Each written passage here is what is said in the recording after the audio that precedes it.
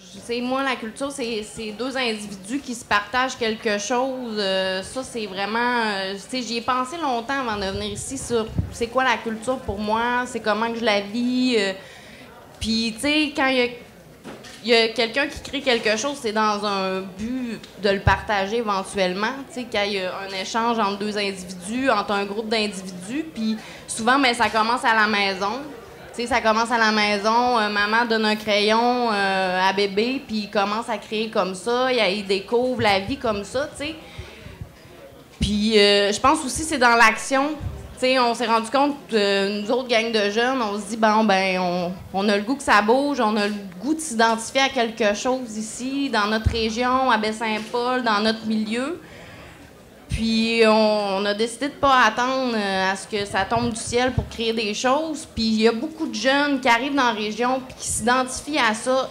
Je pense que c'est un des trucs qui fait rester les gens dans la région, qui viennent dire « Ah, Charlevoix, il y a quelque chose. Je peux y trouver mon compte. Je peux me découvrir. Je peux rencontrer des gens intéressants avec des passions communes.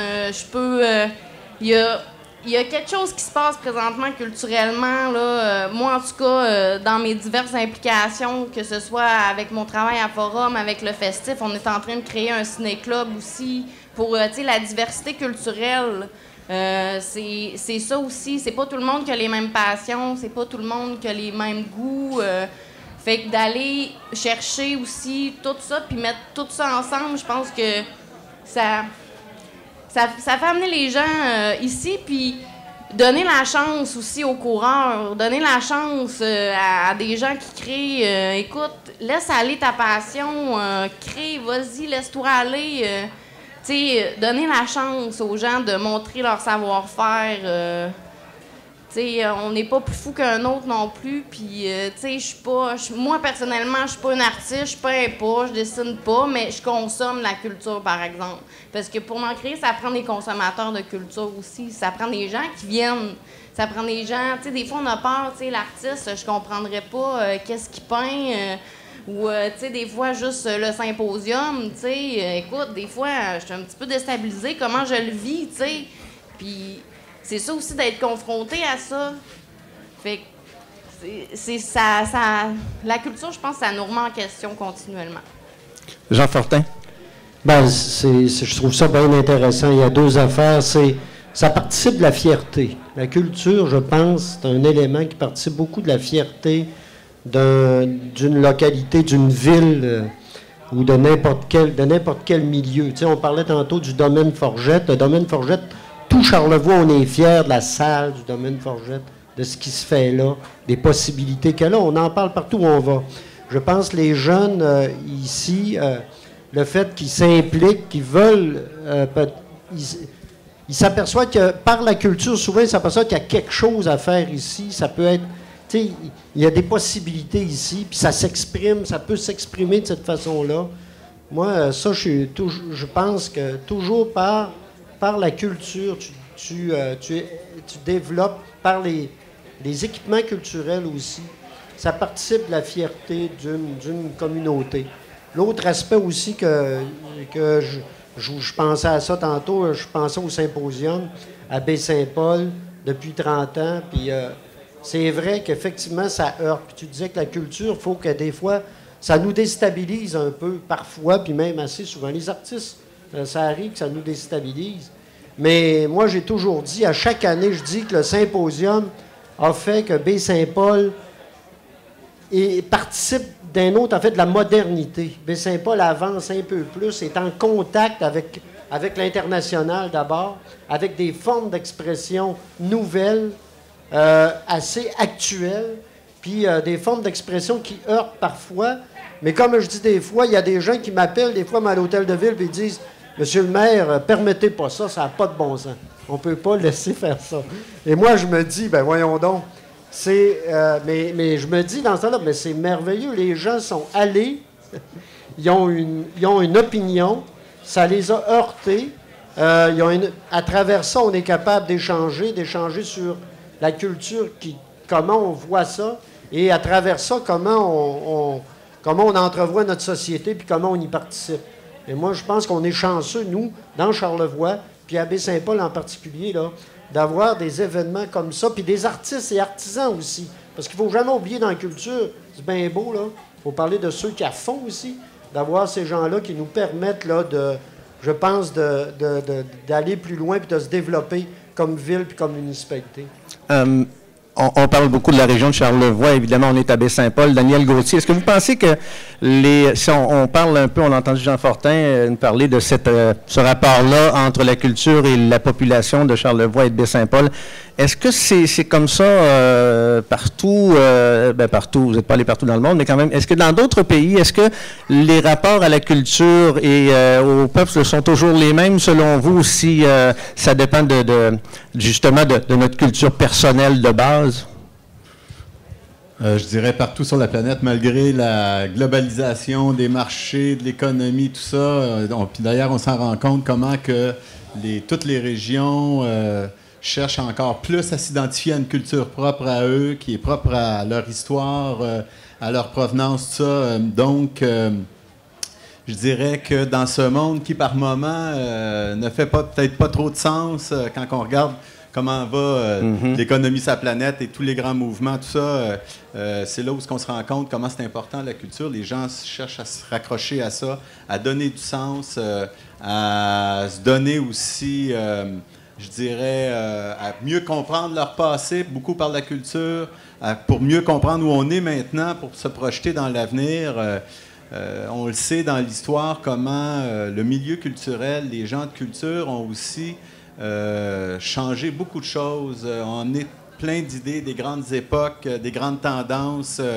La culture, je pense que la culture fait évoluer la race humaine.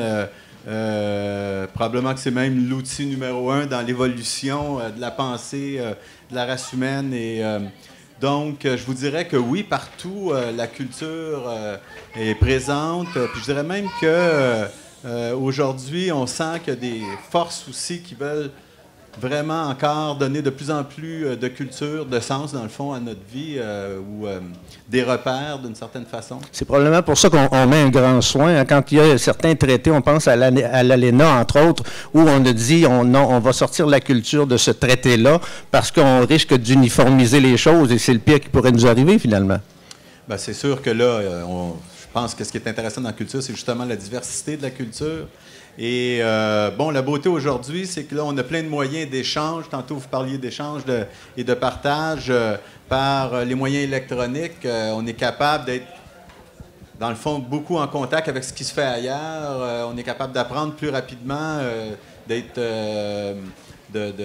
en contact avec encore plus de culture. C'est beaucoup plus large.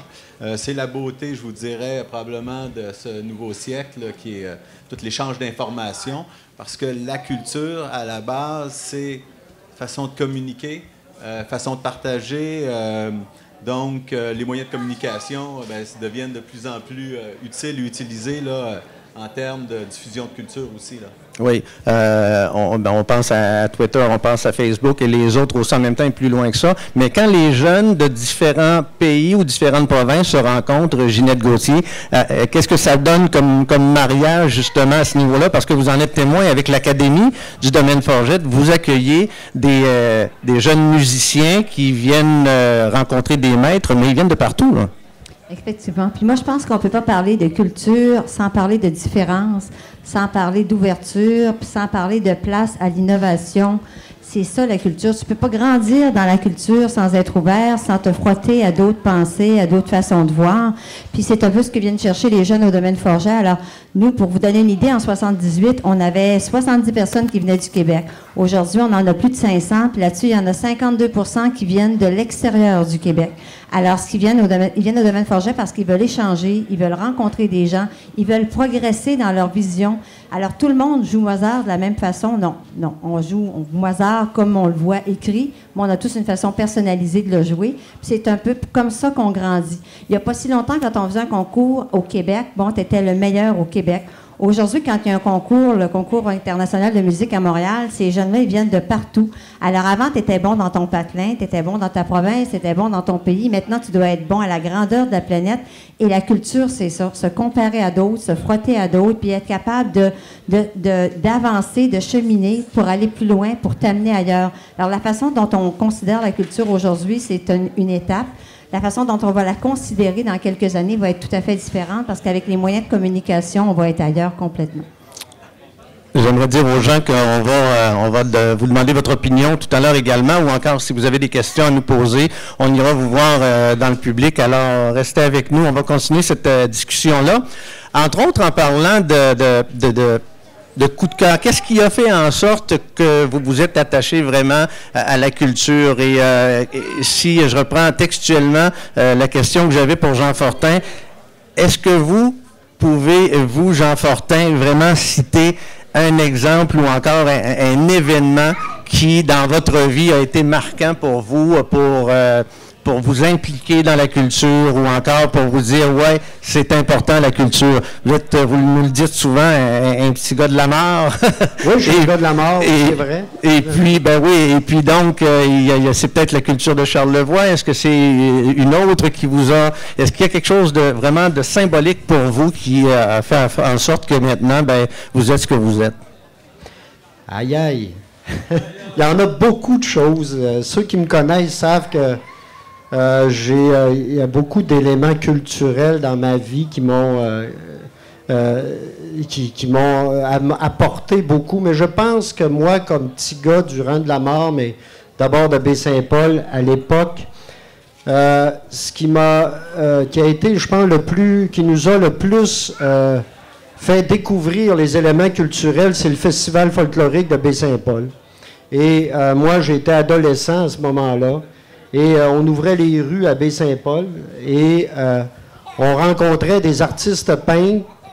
On rencontrait des artistes peintres, entre autres, et d'autres musiciens traditionnels. Mais on rencontrait des artistes peintres qui peignaient dans un petit cabanon ou sur une galerie. Et j'ai connu Guy Paquette la première fois dans ma vie, je l'ai rencontré là. D'autres aussi. René Richard, je pense... on l'a plus découvert à ce moment-là parce qu'il y avait des éléments qui parlaient de ça. Il y avait d'intégrés au Festival folklorique. Moi, je suis tombé en amour avec Pauline Julien au Festival folklorique de Baie-Saint-Paul. Un amour platonique, là, je la connaissais pas, mais je l'avais trouvée tellement belle puis tellement extraordinaire. Elle avait donné un spectacle ici, dans le cours d'église à Baie-Saint-Paul. Donc, le Festival folklorique de Baie-Saint-Paul, pour moi, c'était un événement aussi où... un peu comme Rêve d'automne, où tout le monde de Baie-Saint-Paul se retrouvait en été. On se retrouvait tous autour d'éléments culturels. Et moi, je peux vous dire que c'est encore là, le premier contact avec ce que ça peut être, la culture, ce que ça peut être collectivement, puis ce que ça peut amener. Vraiment, là, pour moi, ça a été important. On va aller vers une autre génération, Jean, sans vous frustrer. Non, c'est correct. Sans vous choquer, plutôt, devrais-je dire. Cassandre, toi, c'est pas si loin que ça, peut-être dans ta tête, la piqûre ou l'événement qui a fait en sorte de prendre conscience de l'importance de la culture et qui t'a peut-être guidé un peu plus vers ce monde-là. Je sais que c'est pas facile comme question. Les autres sont chanceux, je vais leur poser la même. Alors, ils ont le temps. Pendant que M. le maire répondait aussi, moi, comment... Bien, en fait, moi, ça a commencé, je pense, plus par l'interculturel que le culturel. J'ai commencé à m'impliquer dans un groupe d'accueil de nouveaux arrivants ici dans la région. Puis après ça, toutes ça, ces rencontres-là, ces démarches-là, de créer des trucs interculturels ici. Après ça, ben, j'ai voyagé, puis je me suis rendu compte, OK, tu sais, je m'intéresse à la culture d'ailleurs, je m'intéresse au monde, mais ici, moi, tu sais, quand je reviens ici, OK, mais encore, ça fait que là, à partir de là, je pense que là, j'ai commencé à m'impliquer culturellement, à voir ça d'un autre œil, à m'intéresser à ce qui se fait dans ma région, là, je pense, aux artistes. Tu sais, n'importe qui, tu sais, sans que ça soit professionnel, le meilleur ou le moins bon, ou peu importe. Mais m'intéresser à, je ne sais pas, Écoute, j'ai une amie qui tricote, tu sais, je veux dire, c'est une forme de culture, ça m'intéresse, tu sais, apprendre à tricoter, je veux dire, c'est du patrimoine, c'est des petites choses comme ça. Puis c'est ça, tu sais, ouverture sur le monde, mais après ça, OK, c'est bien beau, là, mais moi, dans ma région, qu'est-ce que je peux faire en tant qu'individu? Puis aussi dans mon travail avec les jeunes, tu sais, les discussions qu'on a sur comment ils voient ça, la musique qu'ils écoutent, tu sais, je veux dire, c'est une forme de culture, j'ai pas à juger la musique qu'ils écoutent, même si ils aiment le hip-hop, ben écoute, on va aller dans cette veine-là s'ils aiment ça, tu sais. Fait que je pense que ça a commencé comme ça, aller ailleurs pour mieux revenir et m'ancrer ici. J'ai le goût de vivre ici, j'ai le goût d'être stimulée, puis j'ai le goût d'être confrontée. Oui. Hélène, je vais vous poser la même question, mais la réponse peut être aussi, il y a des gens qui disent, ben moi j'ai toujours aimé la culture depuis que je peux me souvenir. C'est peut-être ça aussi en même temps, mais vous, est-ce qu'il y en a un événement peut-être plus marquant que d'autres qui a fait en sorte que, vous m'avez dit, ça a une grande importance et dans ma vie et dans ma communauté aussi en même temps? Bien, en fait, moi, j'ai commencé à travailler dans le milieu culturel parce que j'ai réalisé que je pouvais vivre dans ce milieu-là en me révélant un peu à moi-même et en sortant un peu de ce qu'il y avait, vers quoi plutôt mes parents m'avaient plutôt poussé, encouragé, donc une profession plus libérale, des études. Et j'ai rien contre ça, mais je me suis rendu compte à vivre dans le milieu culturel que j'avais une opportunité là de développer mon identité, une identité propre à moi et pas nécessairement rester dans une fonction ou dans un parcours qu'on avait eu tendance à baliser pour moi. Oui. Alors, à partir de ce moment-là, tout est devenu possible. Puis, il s'est présenté sur ma route des opportunités incroyables, puis des rencontres inouïes qui ont fait de moi ce que je suis aujourd'hui. Il y a toujours une passion au bout de ça qu'on dit souvent quand on est dans le domaine culturel, entre autres. C'est les émotions qui sont toujours très, très présentes aussi dans ce domaine-là, qui est différent peut-être, comme vous l'avez dit, sans insulter personne, qui sont peut-être différents qu'une profession libérale, ce que ça peut nous amener, à moins que je sois à côté de la traque. Il y a des gens qui peuvent retenir ça. Ils viennent me le dire tout à l'heure, mais c'est un peu ce que je pense. Ginette Gauthier, vous, de votre côté, et je vais essayer pour mes deux derniers intervenants, je ne vais pas vous mettre de parole en bouche, mais vous, l'événement, pour vous, qu'est-ce que ça pourrait être? Écoutez, moi, il y en a plein, là. Moi, je suis toujours en totale admiration quand je vois un jeune qui suit un cours de musique où, là, il vénère ce musicien-là, puis il a la chance de le rencontrer pour la première fois, de le voir après une classe d'1 heure avec ce professeur-là, que tu as l'impression qu'il est transformé, puis là, il vient de décider ce qu'il veut faire dans la vie, où il veut aller. Ça a marqué un temps pour lui. Quand tu sors d'un concert, même si tu connais pas la musique classique, là, tu sors d'un concert puis tu voudrais juste pas parler puis garder l'émotion que tu as en dedans de toi parce que tu as vécu quelque chose de grand qui t'a vraiment touché, là, que ce soit un spectacle de musique classique, j'en parle parce que j'y suis souvent, mais ça peut être un spectacle de musique populaire. Alors là, tu te dis, écoute, la culture, pour moi, là, ça vient me chercher à l'intérieur puis ça a vraiment un impact. Le plus bel exemple au domaine, pendant des années, on a fait juste des concerts de musique classique. Avant qu'on ait la salle François Bernier, les gens avaient l'impression que même avec la salle François Bernier, on allait continuer de faire que du classique. Et un jour, il y a des jeunes de l'école secondaire du Plateau qui nous ont appelés pour dire, ben là, vous avez l'air de faire des choses pour la région, là. Si vous présentiez les cow-boys fringants, là, nous autres, on est toute une gang, puis on irait. Et là, je me suis dit, vraiment, là, c'est développer ces ramifications dans le milieu, c'est travailler avec la population, puis c'est vraiment créer des attentes, puis que les communiques pour essayer de faire en sorte que toi, tu présentes quelque chose qu'ils ont le goût d'entendre. Bien là, je me disais, bien c'est ça. C'est un échange. J'ai le goût d'entendre ça, je t'en parle. Puis si tu es capable, bien là, je pense que tu vas m'écouter. Puis effectivement, on a présenté les cow-boys fringants, puis ça a été un grand moment dans ma vie. Je pense que c'est la première fois qu'on a vu au domaine Forget 300 personnes se lever en même temps pour avancer à la scène. Alors, il y avait vraiment beaucoup d'émotions, beaucoup de fébrilité, puis c'était extraordinaire de voir les jeunes. Alors, c'est ça la culture, puis c'est des grands moments qu'on vit. Donc, quand tu es un organisme culturel, des fois, tu te poses des questions. Quand tu as des moments comme ça, puis que tu es là pour les vivre, tu te dis, hey, c'est pour ça qu'on travaille aussi fort. Merci, Ginette Gauthier. Daniel Gauthier. D'ailleurs, je vais juste prendre 2 secondes pour vous dire qu'on n'a pas de lien de parenté. Là. On se connaît depuis longtemps, là, on s'aime bien, mais on n'a pas de lien de parenté. Mais non, je te dirais, avant d'arriver au moment marquant, je vais juste reculer un peu dans l'histoire. Je me rappelle au secondaire, même si je n'étais pas bien fort dans les lettres, j'étais plutôt fort dans les sciences puis dans les maths, mais j'avais des cours de théâtre, d'expression dramatique. J'aimais beaucoup ça. M'exprimer, être dans ce milieu-là. Après mon secondaire, je te dirais probablement un peu idéaliste. Déjà à ce moment-là, on se disait, on veut changer le monde, on veut travailler pour un monde meilleur. Je suis allé suivre des cours au cégep en arts plastiques pour me rendre compte que dans le fond, j'avais peut-être pas le talent artistique pour devenir un artiste. J'aurais bien aimé être un artiste. C'est qui d'ailleurs qui a fait une chanson Dubois? Puis là, plutôt, j'ai décidé de mettre mon talent à accompagner le milieu artistique puis à travailler avec le milieu artistique. Mais dans le fond, le moment peut-être le plus marquant, déterminant, c'est ma découverte de Baie-Saint-Paul en 1975. Ça remonte loin, hein? J'ai 16 ans, 17 ans et je suis arrivé ici, j'ai découvert le Balcon Vert, l'auberge jeunesse. Il y avait une gang de freaks, de flyers, d'artistes. Puis qu'il y avait plein de belles grandes idées. Puis je suis tombé en amour avec, dans le fond, le monde, la région, tout ça.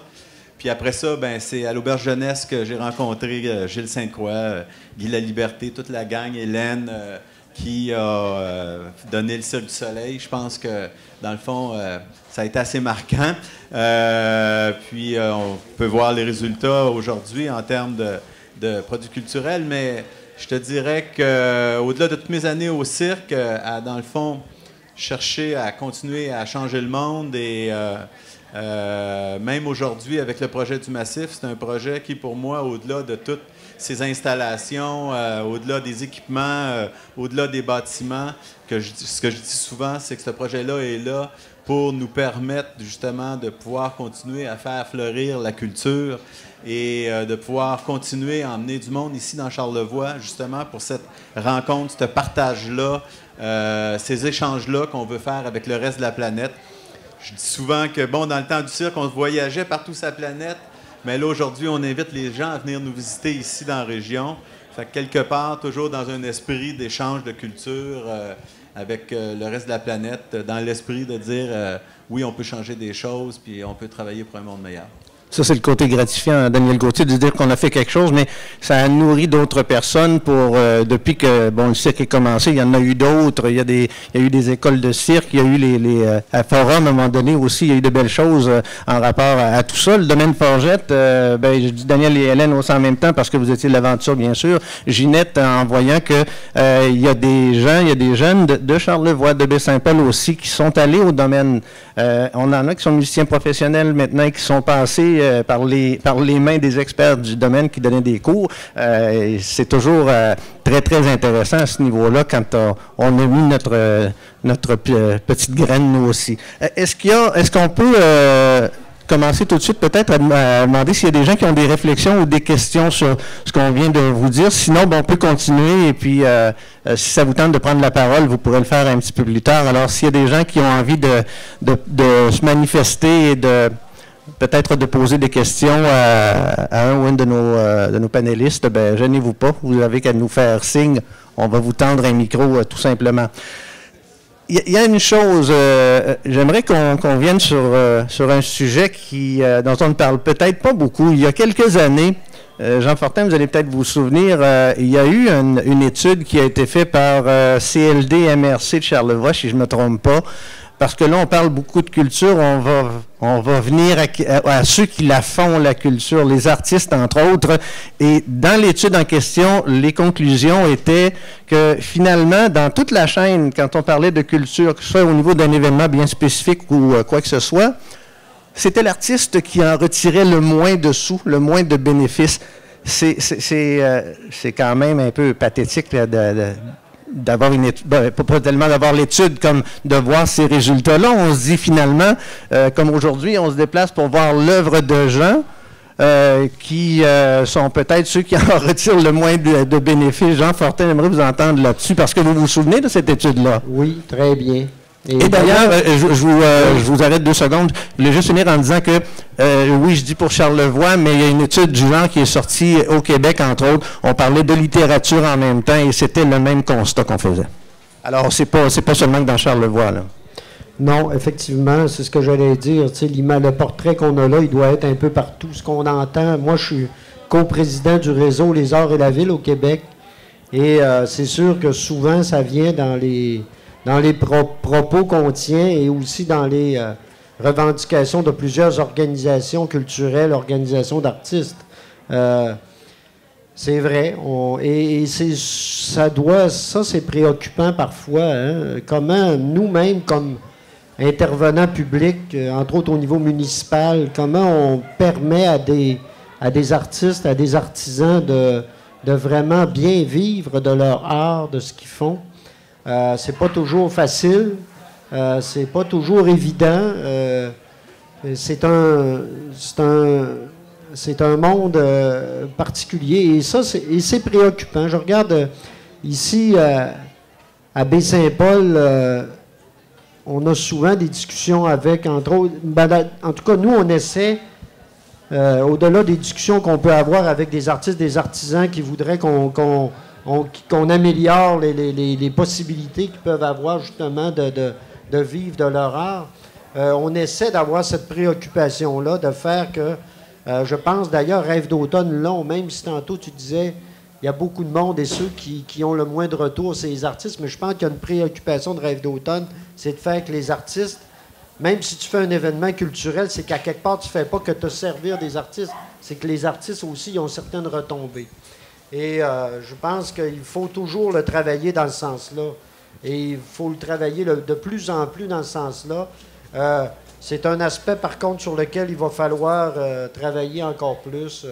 Et je pense qu'on a un rôle très important à jouer, les décideurs, ceux qui travaillent dans les organisations culturelles, qui sont des agents de développement aussi. C'est certain qu'on a... c'est un domaine dans lequel tu ne peux pas laisser aller uniquement la loi du marché. Tu sais. C'est sûr, c'est bon la loi du marché parce qu'il y en a quelques-uns pour qui c'est très bon même. Mais pour beaucoup d'autres, et entre autres en région, c'est pas toujours facile. Et je pense dans ce cadre-là, il faut que... là, on va partir peut-être dans des affaires politiques, mais il faut que les gouvernements... Et que nous aussi, quand je parle de gouvernement, je parle des gouvernements municipaux aussi, et paramunicipaux, on ait des ouvertures par rapport à ça et qu'on puisse créer des situations où les artistes, les artisans aient le meilleur retour possible sur leur art et sur ce qu'ils font. Cassandre, oui, j'aimerais quelque chose parce que, en tout cas, à ma connaissance, ça n'existe pas, mais je pense peut-être une alternative intéressante, une table de concertation sur tous les acteurs culturels de la région.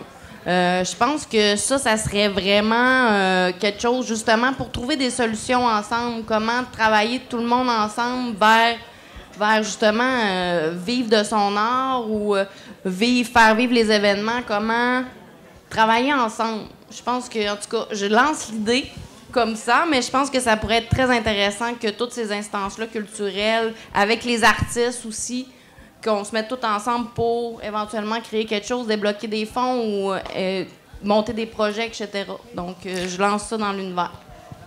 Là, ça me fait d'ennemis parmi les gens qui sont là. Est-ce que l'artiste n'a pas un bout de chemin à faire de son côté? Ben oui. Il ne faut pas rêver non plus, là, c'est sûr. L'artiste, c'est un peu beaucoup aussi un travailleur autonome. Souvent, c'est à la fois ça doit être un homme, une femme d'affaires, un travailleur autonome, un créateur, une créatrice, puis en plus, il doit travailler son art. S'il veut que ça marche, il y a tout un travail à faire. Donc, c'est quelque chose. Mais, vous savez, on est dans d'autres débats parfois, puis on dit... pas exactement la même chose, mais parfois de l'agriculteur. Il appelle ça producteur agricole. Oui. De l'agriculteur, on dit parfois un peu les mêmes affaires. Tu sais. Et comment on fait. Donc, c'est un travailleur autonome. Il a son bout à faire. Moi, je pense que c'est sûr. Mais je pense qu'on a reste quand même que si la culture est si importante, et je pense qu'on l'admet tout le monde, c'est en grande partie grâce aussi à ceux qui la font. Puis, je pense qu'on peut faire plus que ça, c'est sûr. Nous, on est à Baie-Saint-Paul actuellement à travailler sur une politique d'art public. Et je sais qu'il y a d'autres municipalités qui le travaillent. Il y a des plus grosses municipalités qui le font.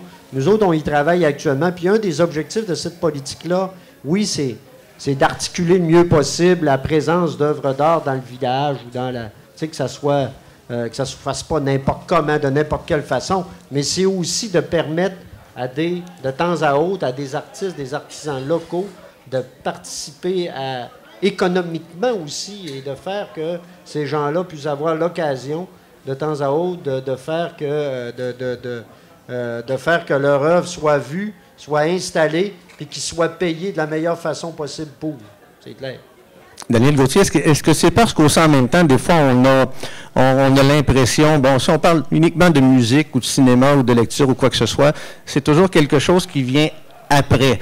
On travaille, les enfants sont à l'école, et puis finalement, quand on a du temps, on lit un livre ou on regarde la télé, c'est quelque chose de plus accessoire. Est-ce que c'est pour ça qu'on est, de temps en temps, on n'est pas toujours, en tant que citoyen, on n'a pas toujours envie de payer le vrai prix qu'on pourrait payer pour l'offre artistique qu'on a? Parce que là, on disait que, bon, les artistes ont leur bout de chemin à faire. Peut-être que Ginette, entre autres, je vais essayer de répondre à Daniel, mais je pense son exemple à elle, les gens leur disent « Ouais, mais un concert classique, il faut que je paye 35 $ pour ça. » Est-ce que ça vaut vraiment ça? Il y a des gens qui ont de la difficulté à voir, justement, ou à comprendre que ça a un prix, ce qu'ils vont voir ou ce qu'ils sont en train de lire.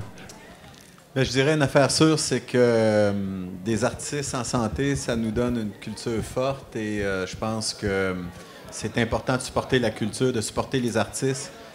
De quelle façon? Est-ce que, oui, le privé, oui, le public... monsieur tout le monde, que ce soit en achetant des billets ou en allant acheter un disque ou en téléchargeant sur iTunes ou peu importe, c'est une façon de la consommer. Mais tu sais, on se dit, bon, la télé, ça coûte rien. Ben, en tout cas, il y a les câbles distributeurs, il y a la diffusion, là, mais au-delà de ça, il ne faut pas oublier qu'il y a toute une machine, soit commerciale ou gouvernementale, derrière ça, et qu'il faut continuer à la supporter, il faut la financer. Puis avec combien d'exemples qu'on peut donner où que les retombées économiques, la création d'emplois derrière la culture, c'est quelque chose d'important. On parle de gros chiffres, les gros festivals, puis même les petits festivals là, qu'il y a partout. Regarde, juste ici, Rêve d'automne aujourd'hui, sans parler de la Chante-aux-Fêtes à Saint-Siméon ou le festival à Saint-Irénée, comment tout ça aussi contribue à l'essor économique. Ça attire les gens, ça crée des emplois, ça permet aux artistes de pouvoir continuer aussi à créer. Je peux vous dire que, oui, autrefois, on disait souvent les artistes créent dans la misère. Je pense qu'on a essayé, entre autres au cirque longtemps, de prouver le contraire, que les arts et les affaires, avec un grand A, pouvaient se marier. Puis je pense qu'il y a bien des exemples de succès puis qui nous permet de voir toutes les retombées. Donc, il faut voir ça en plus de nous donner une richesse culturelle, de nous donner une richesse, une identité comme peuple. Je pense qu'il faut le voir aussi comme un investissement. Puis oui, des fois, on trouve que le public met beaucoup d'argent, mais il faut voir aussi toutes les retombées économiques que ça peut apporter. Donc, moi, je suis pour une culture forte, je suis pour une culture en santé, pour des artistes qui sont capables de gagner leur vie et qui sont capables de continuer à créer et non tout le temps tirer le diable par la queue, comme on dit. Là. Oui. Ginette, vous l'aviez entendu. Merci, Daniel Gauthier. Vous avez entendu probablement ça. On n'a pas nécessairement d'argent pour aller là, mais on en a pour faire d'autres choses plus pragmatique, là. Ça, dans le milieu des arts de la scène, c'est un grand débat, hein, parce que la gratuité, on trouve que ça a du bon pour développer du public, mais à un moment donné, là, c'est des heures et des heures de pratique, que ce soit en danse, en théâtre, en musique, en art visuel.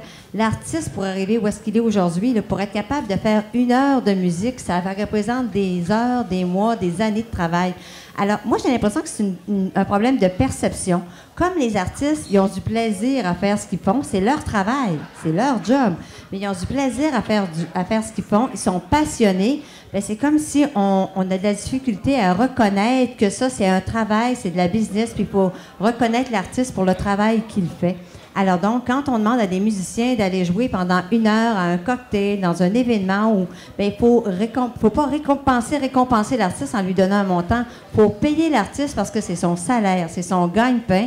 Puis je pense qu'ensemble, toute la population, puis même à l'ensemble des intervenants qui sont des décideurs, il faut vraiment habituer les gens, puis changer la perception que les gens ont, que tu prends plaisir à faire de la musique, tu prends plaisir à faire du théâtre, tu prends plaisir à faire de la danse, donc le montant à régler ou à payer est moindre que ce que tu donnerais à quelqu'un qui est en affaires ou qui est en business. Alors, c'est vraiment leur gagne-pain, c'est leur gagne-vie. Il faut qu'ils travaillent très fort. Puis si on veut que demain, on continue d'avoir des artistes, c'est important qu'on les paye à leur juste valeur. Sinon, à un moment donné, les artistes, ils vont changer de pays, ils vont tous s'en aller à Montréal, ils vont tous s'en aller dans les grands centres parce que là, ils ont plus de demandes, puis bon, il y a une rémunération qui est plus intéressante. Alors, c'est important que dans les régions aussi, on reconnaisse le travail de l'artisan, le travail des gens qui, c'est leur gagne-pain. Puis c'est un danger parce qu'on a beaucoup d'artistes là, qui font 2 jobs. Alors, ils font une partie artistique puis une partie que j'appelle de travail alimentaire. Là. Alors, il faut qu'ils payent les factures, puis souvent, ils ne sont pas capables de vivre de leur art. Alors, ils compensent en faisant autre chose, puis il y en a un grand nombre. Quand on regarde l'état de situation des artistes, il y en a qui ont réussi à encourager puis qui performent, puis il y en a d'autres qui ont besoin d'être encouragés. Et c'est bon pour les artistes, Hélène, entre autres pour les artistes, que ce soit la musique classique, que ce soit les artistes de cirque, mais encore les gens qui sont dans la sculpture, dans d'autres métiers d'art, comme on les appelle. C'est vrai pour tout le monde, ça. Il y a pas de... À part ceux qui réussissent justement à se mettre au-dessus de ceux qui en arrachent le plus. C'est sûr que, bon, il y en a quelques-uns quand même, mais c'est l'infime minorité. Est-ce qu'il y a un moyen magique qu'on pourrait amener pour justement que tout le monde y ait son compte dans ce problème-là de la rémunération d'artistes? C'est un grand débat, là, mais on va essayer de jeter quelques pistes. D'abord, je pense qu'on a une responsabilité comme citoyen en consommant de la culture, en achetant des livres, en achetant des disques, puis en essayant de faire en sorte que la portion qui doit revenir à l'artiste lui revienne. Donc, essayer d'éviter le piratage. Ça, comme citoyen, je pense qu'on peut faire ça. Par ailleurs, comme entrepreneur ou comme commerçant, on peut aussi essayer de mettre en valeur ou mettre en vitrine le travail d'artiste. Puis il y a d'innombrables façons de faire ça, mais nous, on l'a fait sur le train du massif de Charlevoix en pensant il y a tellement de grands auteurs qui ont parlé de ce pays-là ou qui ont parlé du train ou du plaisir de voyager. On a pris quelques extraits puis on les a affichés sur le train en se disant ben peut-être que ça va donner le goût de découvrir le travail de Pierre Perrault, l'œuvre de Félix-Antoine Savard. Alors, il y a Félix Leclerc. On est allé chercher des gens qui nous semblaient avoir la résonance dans leurs mots et dans leurs noms pour faire parler d'eux et donner le goût de découvrir plus. Ça, c'est des exemples, mais on peut... au niveau de l'hôtel La Ferme, on a décidé qu'on allait donner une vitrine de ce qui s'est se faire dans Charlevoix. Alors, en ce moment, on discute avec des artisans de la région. Il y a des contrats qui commencent à se donner pour qu'on ait du tissage de Charlevoix, qu'on voit le bouclé de Charlevoix, qu'on voit des images de Charlevoix à l'intérieur de l'hôtel. Ça, c'est nous, dans notre façon de penser, mais je suis certaine qu'il y a d'autres entrepreneurs qui font la même chose, puis à leur façon, mais ce mouvement-là, si on pouvait le propager, contaminer nos sociétés de façon plus grande, bien, c'est une façon de faire que la culture et nos artistes soient effectivement en santé, soient vivants, puis soient au cœur de nos vies. Ginette, vous vouliez dire quelque chose Je voudrais là-dessus? juste rajouter que comme pour un organisme comme nous autres, comme le domaine Forget, là, ça signifie qu'on priorise et on embauche des gens qui gagnent leur vie à faire de la musique ou de la danse ou du théâtre. Il y a des gens qui ont plein de talents, mais c'est comme une seconde carrière. Ils gagnent leur vie, disons, je ne sais pas moi, en étant gestionnaire dans une organisation, puis ils peuvent avoir beaucoup de talent en chant, mais on va privilégier, nous autres, de donner notre cachet, la somme d'argent qu'on dispose pour un événement. On va donner cet argent-là à un artiste qui gagne sa vie de façon professionnelle, c'est son gagne-pain. Donc, il faut aussi que les organismes du milieu, qui sont représentatifs de certains secteurs, consacrent les argents qu'ils ont à des artistes que c'est vraiment leur gagne-pain pour que ces gens-là continuent de grandir puis continuent de bien en vivre. Mais peut-être que des artistes, justement, tu sais, que c'est peut-être pas leur gagne-pain à 100%, mais qui ont l'espoir que ça le devienne. T'sais, pourquoi ne pas laisser la chance aussi à ces artistes-là? Peut-être qu'il y en a qui c'est un à côté, mais il y en a aussi qui ont le désir de vouloir vivre de ça. Puis si à chaque fois on dit ça, qu'on engage des gens que c'est professionnel, c'est quoi être professionnel aussi? C'est quoi votre définition d'être professionnel? Bien, c'est comme nous autres, quand on fait la saison de la variété maintenant, là, on a faire la partie d'une première avec des artistes locaux qui ont des talents. Alors là, ça permet de les amener ailleurs puis de les faire connaître, puis peut-être que ça peut déboucher sur des engagements. Mais à ce moment-ci, être un artiste professionnel, c'est vraiment quelqu'un qui gagne sa vie, qui est enregistré comme un artiste puis qui a des contrats. Alors donc, oui, on donne la place à la relève. On le fait dans certaines circonstances, mais dans le cadre d'un spectacle professionnel où une première partie est faite par quelqu'un qui débute, à qui on veut donner une chance, mais on va d'abord confier le contrat comme tel ou l'embauche comme telle du spectacle à un artiste qui est professionnel et qui fait des tournées puis qui est reconnu comme tel. Donc, il faut être enregistré quelque part pour être professionnel. C'est ça que ça veut dire. OK. Oui, bien là, là aussi, ça pourrait être un long débat. Quand on parle de la fameuse politique du 1 je pense que M. le maire vous avez entendu aussi parler de ça. C'est ça le problème, parce qu'il y avait eu un débat vite fait à la Malbaie l'année dernière, je crois, pour la bibliothèque de la Malbaie. Les gens disaient... Pourquoi pas un artiste de Charlevoix? Parce que c'est un artiste de l'extérieur. Alors, en fouinant, on s'aperçoit qu'il y a des artistes qui nous disent, là, oublie-moi, c'est tellement difficile d'être sur la liste que je préfère moi-même aller, justement, voir les gens que je dois voir pour m'aider dans ma carrière plutôt que de perdre mon temps là-dessus. Alors, de ce côté-là, c'est vraiment pas évident non plus, mais c'est un fait que pour les jeunes, là non plus, ça ne l'est pas.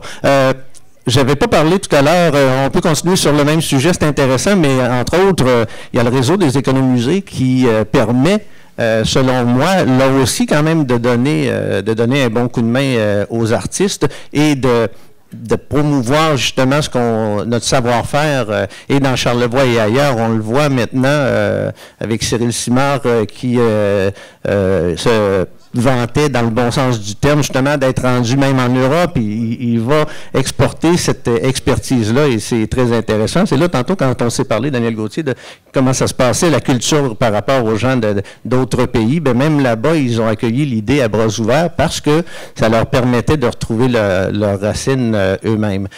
Si on continue du côté des artistes à Baie-Saint-Paul, Ville Baie-Saint-Paul, Jean Fortin, il y a d'une certaine façon un encouragement avec, entre autres, les activités.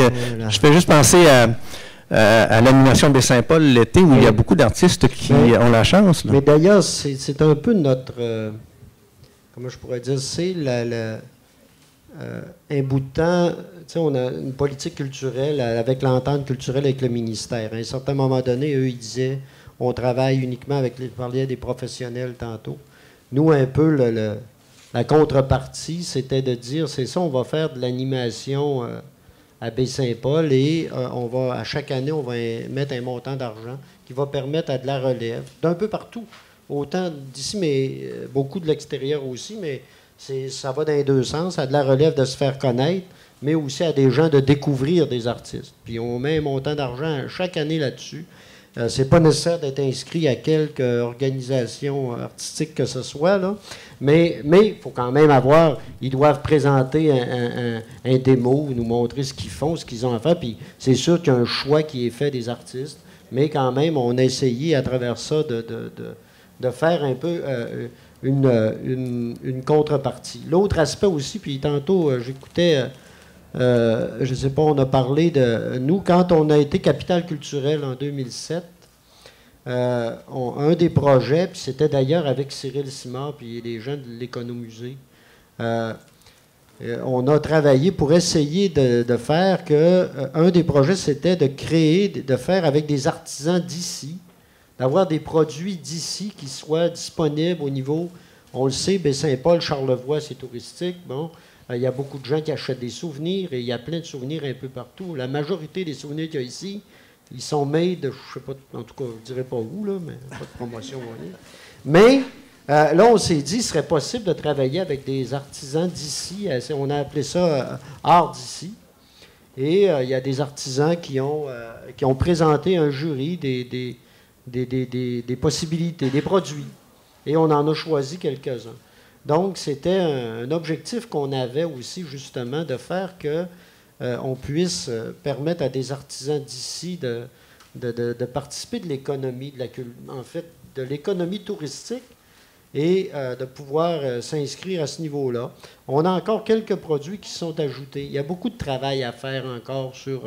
parce que là, on touche à l'autre point. Tantôt, vous disiez, les artistes et artisans ont un travail à faire. Et on s'aperçoit parfois, puis ça, il faut le dire, c'est quand même pas... qu'il y a du travail à faire pour avoir un produit qui est... on a beau... tu sais, il ne faut pas trop rêver. Non, il faut avoir un produit qui est acceptable, intéressant. Et il l'est, mais parfois, il est plus ou moins compétitif. Et je sais que ça fait un peu affaire de parler de ça, mais c'est comme ça aussi que ça se passe, dans certains cas. Et... on s'est aperçu qu'il y a beaucoup de travail à faire de ce côté-là. Mais ce qu'on faisait à travers Art d'ici, c'est qu'il y avait des gens qui sont des experts de la question, qui travaillaient avec l'artisan pour travailler à peaufiner le produit, à améliorer la mise en marché, à faire ces choses-là. C'est pas facile à faire, on a peu de moyens pour faire ça, mais c'est une des choses là, sur lesquelles nous, on a travaillé aussi, puis on aimerait continuer à travailler au cours des prochaines Est-ce années. que ce n'est pas un maillage directement qui doit se faire entre un artiste et, par exemple, une boutique ou une... Peut-être, c'est ce qu'on essayait. Pour dire, moi, je vais faire tel produit, et puis... Effectivement, mais ça, c'est pas facile. Souvent, c'est au niveau individuel que ça se fait. C'est pas toujours évident de le faire parce que les revendeurs, les gens qui sont propriétaires de boutiques ici aussi, ils ont des exigences également. Il faut être capable de... Effectivement, ce maillage-là, il y a un travail à faire aussi. Il n'est pas toujours facile. Et tantôt, ton idée de, je ne sais pas, de table de concertation, c'est sûr qu'à une autre table, à un moment donné, on va avoir du fun tantôt, là. Mais il n'y en a pas. T'as raison. Et on pourrait l'appeler... T'as raison, on pourrait l'appeler autrement, n'importe quoi. Ça peut être n'importe quoi. Mais En tout cas, puisse asseoir à la même table, peut-être des gens de terrain, là, des vendeurs, des gens qui sont propriétaires de boutiques, puis des artisans, puis de voir ensemble comment on peut, des créateurs, comment ensemble on peut faire ensemble quelque chose qui nous ressemble, qui a de l'allure, puis qu'on peut offrir un produit attrayant. Et parce que c'est, comme tu dis, c'est individuel. C'est un artiste ou un artisan, par hasard, le rencontre une boutique qui est intéressée puis réussit à faire quelque chose, mais c'est pas toujours évident. Et ça serait intéressant peut-être ton idée d'organisation qui pourrait s'asseoir, puis peut-être, là, je ne sais pas si mes amis du CLD sont ici, mais quel beau projet là, pour... Donc, des heures et des heures de plaisir. Ouais. On va rester un peu du côté du domaine de l'artiste. Est-ce que dans Charlevoix, à Baie-Saint-Paul, il y a beaucoup d'artistes. Souvent, ce sont des gens qui vont venir de l'extérieur. Est-ce qu'il n'y aurait pas moyen, et là, le premier qui veut prendre la question, est-ce qu'il n'y aurait pas moyen d'améliorer un peu l'offre qu'on peut avoir au niveau de la formation des gens? Parce que il y a souvent eu un projet dans l'air d'école d'art. Il y a eu à l'époque des gens qui enseignaient au niveau du textile, entre autres, des choses comme ça. Parce que l'offre, à moins que je me trompe, à part certains cours privés, des choses comme ça, une école en tant que telle, que ce soit d'art visuel ou autre, on n'en a pas vraiment dans Charlevoix d'une institution forte comme ça. On a 2 bons musées, mais au niveau de l'enseignement en tant que tel, c'est presque nul, là. Encore une fois, je ne parle pas de cours privés ou de peinture ou de vitraux ou de trucs comme ça. Là. On parle vraiment d'une institution, d'une école. Ben, je pense que ça prendrait peut-être un artiste qui crée pour peut-être, je sais pas si dans la, je sais pas. Moi, je suis pas un artiste avec, tu sais, c'est sûr que je pense que ça l'offrirait un plus, puis ça l'attirerait peut-être les artistes à rester ici. Parce qu'on dit souvent, ben c'est ça, justement, les artistes, ben je dois aller à Québec, je dois aller à Montréal pour une formation supplémentaire et quoi que ce soit. Est-ce que c'est utopique ou si c'est possible de penser que dans Charlevoix, on pourrait avoir ce genre de formation-là pour attirer au contraire des gens? Bien, je pense que ça pourrait être... Créer une institution en soi, il faut la financer, ça te prend une masse critique. Je ne suis pas sûre que ça serait facile à faire, là. C'est pas mais une école d'été ou des classes de maîtres qu'il y aurait dans Charlevoix, un peu comme ça se fait au domaine Forgette.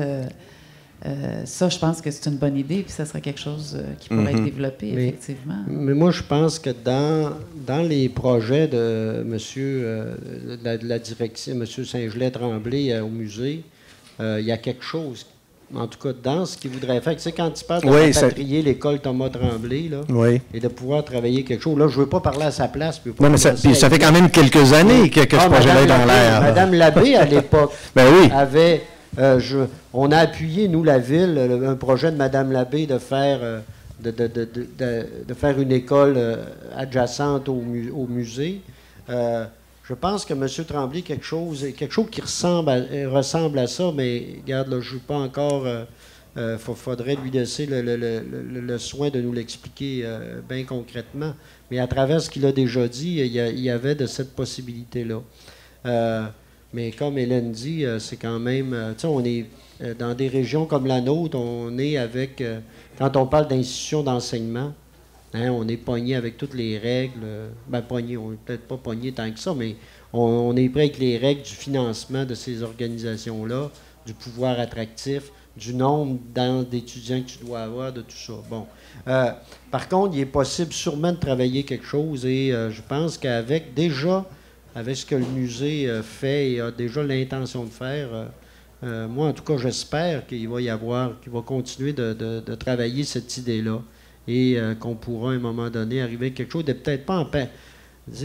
Sur le modèle, peut-être un peu, effectivement, pour les arts visuels, peut-être le modèle du domaine Forgette. Oui, effectivement. Hélène, vous avez alimenté ma réflexion parce que c'est vrai, de cette façon-là, parce que quand on est jeune, on a toujours envie, de toute façon, de partir et aller se coltailler avec quelqu'un d'autre, aller voir qu'est-ce qui se passe ailleurs. L'important, c'est que les jeunes reviennent, finalement. Ben justement, là, si je peux me permettre d'ajouter là-dessus. Non, mais sur le fait que, regarde, la problématique, c'est les masses critiques, c'est le financement.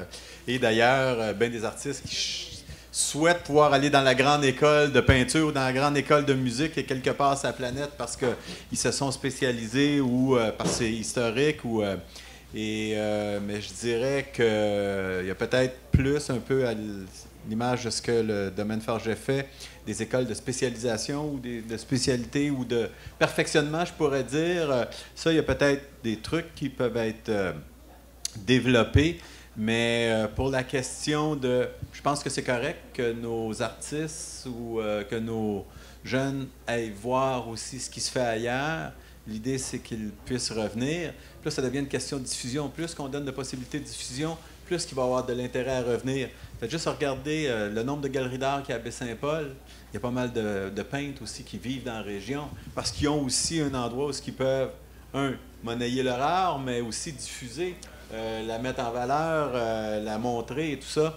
Donc, plus qu'on va se donner la possibilité d'accueillir et de diffuser de l'art, plus qu'il y a des chances que des gens viennent dans la région pour y vivre aussi de leur art s'ils sont capables de trouver une plateforme qui leur est proposée.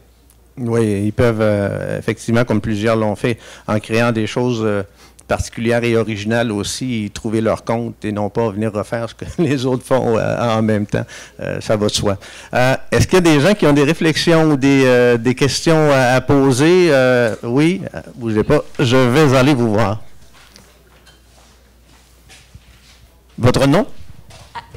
Ariane Gemme. Moi, ma question, c'est pour M. Fortin. J'ai participé en février dernier à une conférence avec la ministre Christine Saint-Pierre.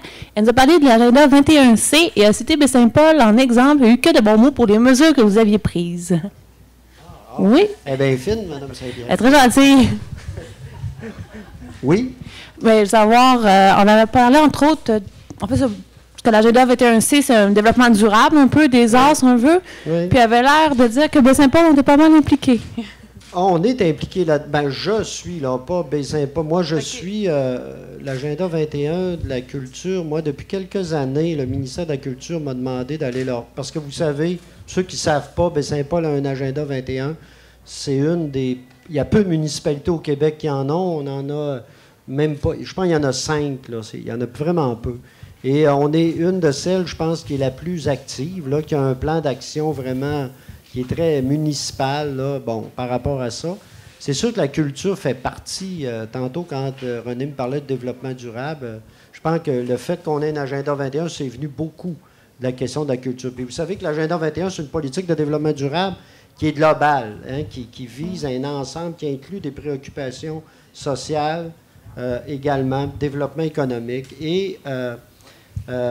donc, puis là, j'ai été invité à représenter le monde municipal comme relayeur de l'agenda 21 de la culture, le projet suite à ces discussions-là là, par la ministre.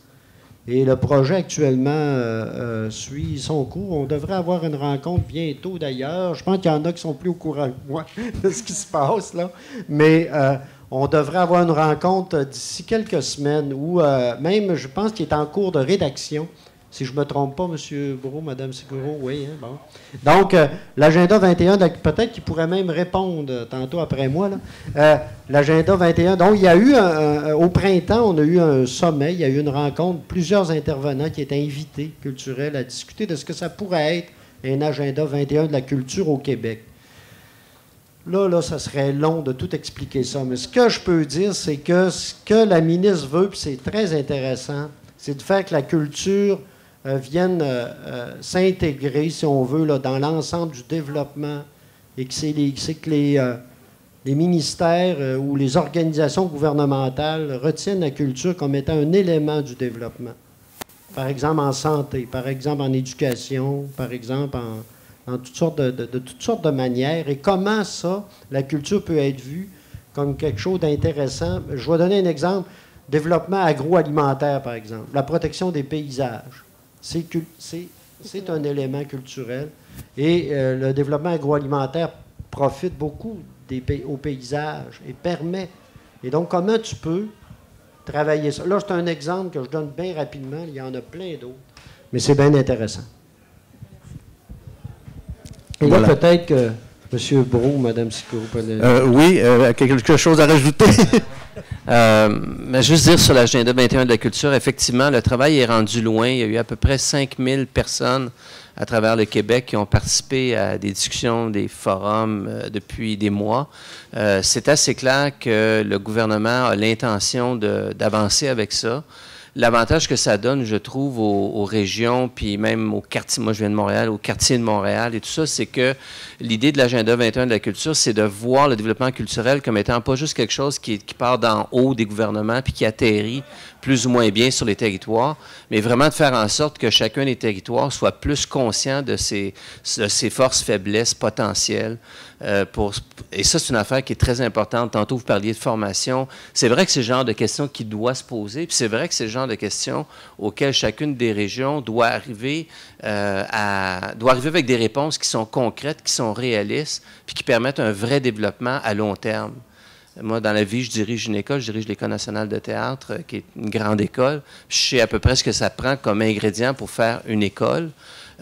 Puis c'est pas évident que ça peut et que ça doit exister dans toutes les régions. Par contre, chaque région a ses propres forces, a ses propres points solides d'ancrage. Et l'idée d'un développement durable de la culture, c'est cette idée-là, finalement, qu'on prenne mieux soin des ressources culturelles qu'on a et que ces ressources culturelles soient aussi mises en dynamique avec les autres ressources qu'il y a dans un territoire pour assurer le développement. Les ressources qui sont liées au paysage, à l'agriculture, à l'économie, etc. Donc, vraiment faire en sorte que quand on voit le développement d'une région, la dimension culturelle devient un des piliers de ce développement-là, deviennent incontournables et que les différentes missions de l'État, ce soit pas, ben, on s'occupe de santé, on s'occupe de transport et on s'occupera de culture, mais plutôt on s'occupe de santé, on s'occupe de transport en même temps qu'on prend en compte la dimension culturelle dans notre planification des choses. Donc, c'est une déclaration de principe que le gouvernement veut faire, mais cette déclaration de principe va donner, à mon avis, aux régions, aux quartiers, au niveau local, en tout cas, des poignées pour avoir un développement culturel qui soit beaucoup plus solide, puis qui soit moins le résultat d'une espèce de loterie de subventions ou d'une espèce de décisions qui sont souvent très, très loin des lieux où les choses se passent. Merci. Claude, vous aviez quelque chose à dire? Oui, bonjour. Mon nom est Claude Frappier. Je suis un grand consommateur de culture, abonné au domaine Forget depuis des années. Ma question, je la poserai à Daniel Gauthier, à M. Gauthier. Il va y avoir l'ouverture d'un hôtel à Baie-Saint-Paul, donc quelque chose de nouveau, un produit nouveau, avec une salle de spectacle, avec, comme le suggérait Mme Dufresne, une présence d'artistes et d'artisans. Alors, ma question serait en plusieurs volets, mais comment entrevoyez-vous d'abord l'offre culturelle à l'intérieur de l'hôtel pour votre clientèle? Comment pensez-vous faire le maillage avec la population de Baie-Saint-Paul, c'est-à-dire l'attirer sur place? Dans quelle optique vous pensez développer l'offre touristique à l'intérieur de l'hôtel? Et dernier volet, comment entrevoyez-vous la façon dont vos clients à l'hôtel vont se disperser dans Baie-Saint-Paul et dans tout Charlevoix pour devenir des consommateurs de culture? Comment tout ça va-t-il s'articuler dans votre vision, peut-être aussi celle de Mme Dufresne?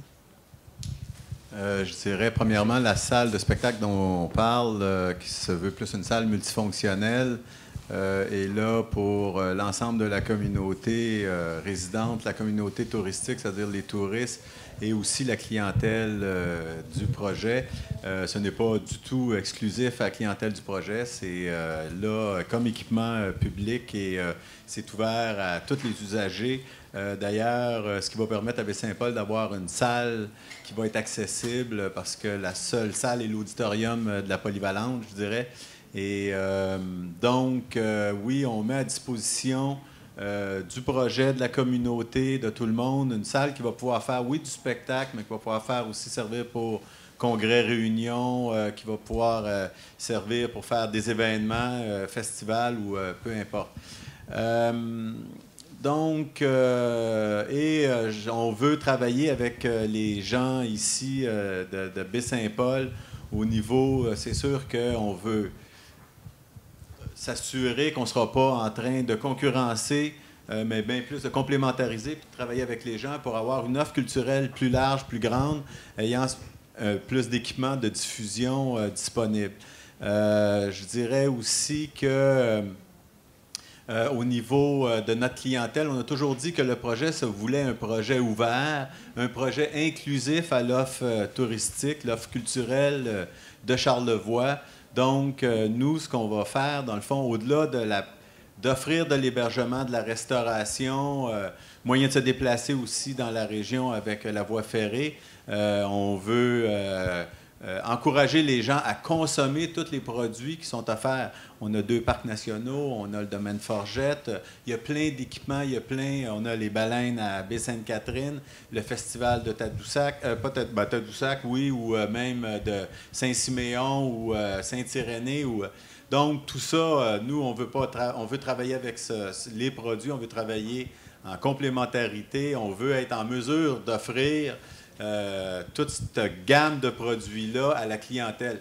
Fait qu'on ne cherche pas à garder de façon inclusive la clientèle à l'intérieur du projet. Il y a tellement plus à découvrir. Puis dans le fond, on est juste un autre élément qui va attirer les gens, qui va offrir un service qui va permettre aux gens de pouvoir consommer la culture et le produit touristique de Charlevoix. Je ne sais pas si Hélène, tu veux rajouter quelque chose en plus. Hélène en parlait tantôt, on fait appel aux artisans à même le projet, la construction, la décoration, des éléments qu'il va y avoir dans l'hôtel. Donc, même dans les chambres de l'hôtel, on veut que le client, le touriste, soit déjà en contact avec une forme de culture, avec des produits de la région. On parle d'un genre de marché du terroir où on veut mettre de l'avant les produits de la région. La même affaire au niveau de la cuisine. Regarde, c'est toute une forme c'est une façon de diffuser notre culture qui est quand même assez large, qui n'est pas juste une question de spectacle ou d'événement. Puis, donc, c'est un peu l'approche qu'on a dans l'ensemble du projet. Là. Je ne sais pas si...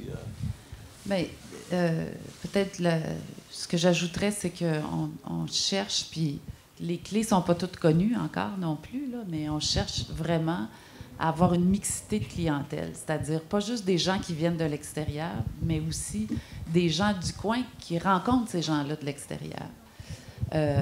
L'idée de la place publique dans la cour de l'hôtel, c'est un peu ça. C'est un lieu de rencontre, c'est un lieu de dialogue. Puis comment on va arriver à le faire? Bien, c'est en cherchant parmi les événements qui existent déjà dans la région, à peut-être avoir une petite vitrine pendant la durée de leur événement dans notre cour. Tu sais, ça va être en créant des nouvelles habitudes de consommation. Est-ce que ça va être un ciné-club qui aura lieu un jour fixe dans la semaine? C'est des pistes qu'on explore en ce moment. C'est des partenariats qu'on cherche à créer aussi avec d'autres organismes de diffusion. Alors, mais les clés ne sont pas toutes connues encore. Puis nous, on met sur le grill toute une série d'idées qui vont se vérifier aussi. Ça se peut qu'on se trompe, puis qu'on se dise non, ça ne marchera pas, il faudrait le voir autrement.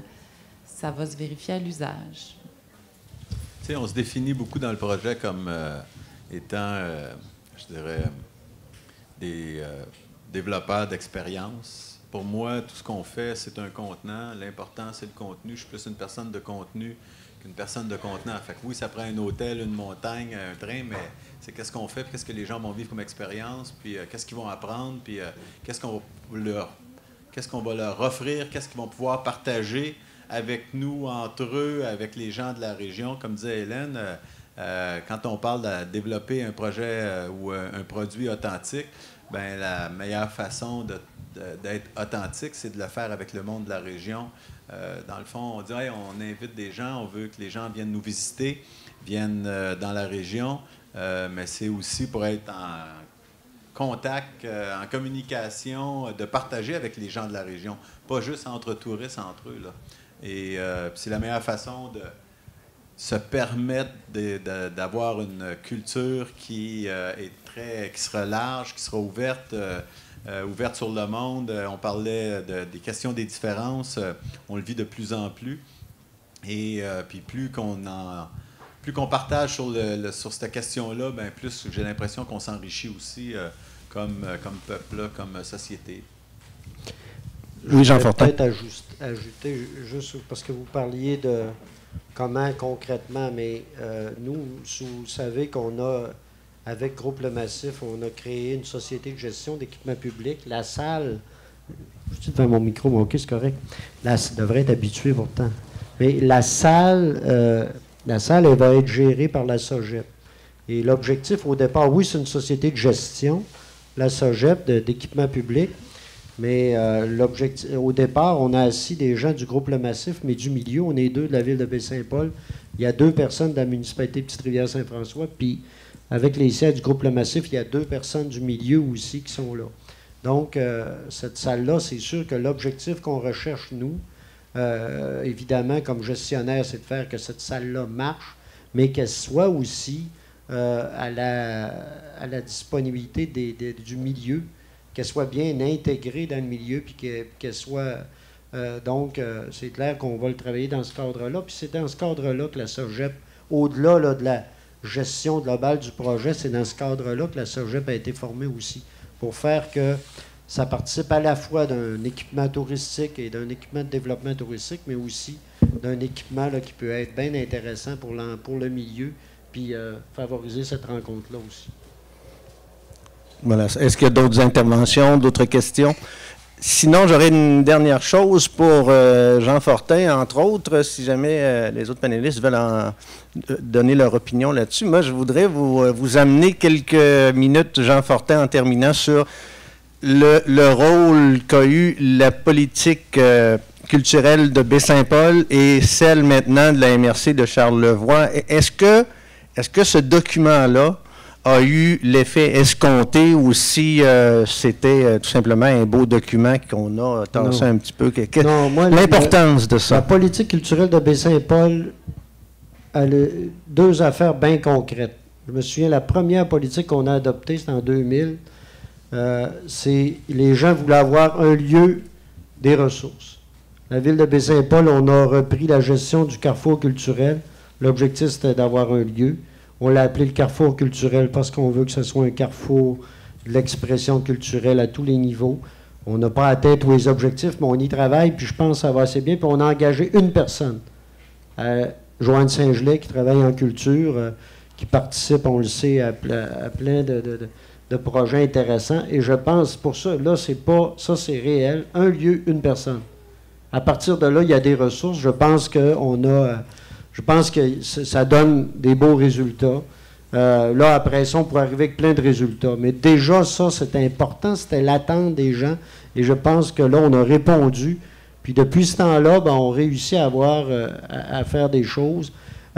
Celle de la MRC, je pense que c'est plus global.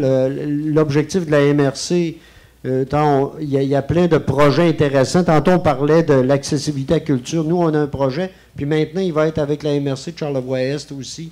Il y a un petit projet où on fait l'acquisition de billets pour participer à des événements culturels partout dans Charlevoix. Pour le Club Culture. Le Club Culture, et que je te remercie là de me rappeler, c'est quoi? Le Club Culture, sur lequel on travaille au niveau de la... Je donne l'exemple d'un projet.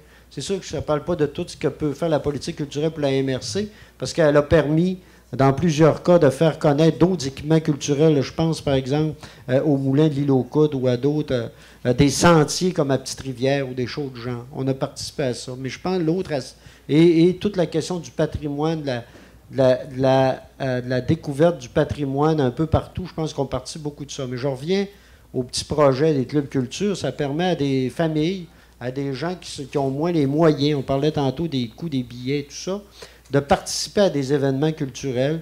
On a une banque de billets, puis les gens peuvent le faire. Forum Jeunesse, on fait travaille avec Forum, du club. voilà, entre autres. Et à partir, c'est avec les gens qui identifient eux-mêmes les personnes chez eux, le Centre communautaire pro-santé, Forum Jeunesse. Centre Femmes aussi. Et ça permet d'avoir une accessibilité à la culture. Puis on voit, là, cette année, je pense, on va même aller plus loin, c'est que on va obliger une diversité aussi d'événements. Pas tout qui aillent à la même place, mais qui puissent participer de plusieurs choses. Donc, c'est un exemple de projet concret, vous parliez de choses assez concrètes. C'est un des éléments de la politique culturelle, favoriser l'accessibilité du public à des événements, mais ça, c'en est un, entre autres au niveau de la MRC. Et on pourra en donner plusieurs autres. Moi, c'est sûr, je siège comme élu au comité de la politique culturelle de la MRC. Je suis très impliqué en politique culturelle de ma ville et je pense qu'on a réussi à arrimer très bien ces deux choses-là. Et il ne faut pas se cacher non plus que ces deux politiques, de pouvoir intégrer notre politique. Nous, on y tenait quand le ministère a décidé de faire une politique MRC, là. On voulait intégrer celle de Baie-Saint-Paul là-dedans. Et ailleurs au Québec, actuellement, ils intègrent les villes-centres dans les politiques culturelles. Et c'est normal. Nous, on ne voulait pas perdre notre politique culturelle à nous, à l'intérieur de ça. On l'a fait. Mais moi, je pense qu'en plus, ça nous permet d'avoir 2 agents culturels dans notre MRC. Je pense qu'il n'y a pas tant de monde que ça. Ils ont 13 000 quelques cents habitants qui peuvent dire qu'ils ont 2 agents culturels qui travaillent à temps plein au développement de la culture, puis avec les intervenants. Et ça, moi, je pense que c'est une retombée assez exceptionnelle. Et ça démontre la volonté qu'on a de pouvoir le faire. Là, je ne fais pas de discours politique là-dessus, mais quand même, c'est important de le souligner. Puis on en est très fiers. Oui, bien, la volonté, je pense que c'est ce qui est le plus important, peut-être, parce que si je vous donne juste un petit extrait, je suis allé fouiner du côté du document, justement, de la politique culturelle de la MRC de Charlevoix. Vite fait, que la politique est là pour contribuer à l'épanouissement des citoyens, au renforcement de leur sentiment de fierté, et ça, je l'avais souligné, je trouvais ça intéressant, et au progrès de l'économie locale aussi. Je pense qu'on est conscient que, regardez, Daniel Gauthier, vous l'avez dit tout à l'heure, quand on analyse un peu certains certains événements artistiques ou quoi que ce soit, on s'aperçoit qu'il y a, au niveau économique, on y fait nos frais. Et je me souviens je pense que c'est une petite étude qui comparait une équipe de hockey à Québec avec d'autres, excusez-moi, mais d'autres activités culturelles, par exemple, et c'était vraiment très sérieux comme étude. Là. Puis sur les retombées économiques, des fois, on calcule les retombées directes, indirectes, là, mais tu sais, quand tu as des équipements culturels ou une vitalité culturelle dans ton village, dans ta ville, ça attire aussi des entreprises, ça attire des travailleurs aussi. On est dans un monde aujourd'hui où tu peux être travailleur autonome à peu près partout. Tu sais, maintenant, là, et Charlevoix, c'est un endroit assez exceptionnel, mais si la vitalité culturelle du milieu permet de faire qu'il y a des gens qui veulent venir vivre chez vous, s'y établir, que leur famille puisse y être, et souvent, c'est grâce à la vitalité culturelle que tu peux faire ça. Merci, Jean Fortin. Est-ce qu'il y a d'autres interventions? Sinon, à moins que vous ayez autre chose à rajouter, chers panélistes, je vais vous remercier d'avoir participé à cette petite réunion-là qui a été fort intéressante parce que, bon, on s'est aperçu que chacun peut avoir sa définition de la culture finalement, mais que peu importe notre définition, ça nous touche quotidiennement dans notre vie, on ne peut pas s'en passer. Cassandre Lessard, Jean Fortin, Hélène Dufresne, Mme Ginette Gauthier, Daniel Gauthier, merci beaucoup d'avoir participé à ce panel. Je pense qu'on a été choyés de recevoir la caravane Je m'affiche pour la culture parce que ça, c'est intéressant comme activité. On les remercie. On peut aller faire un tour sur le site Internet. Est-ce que j'ai le...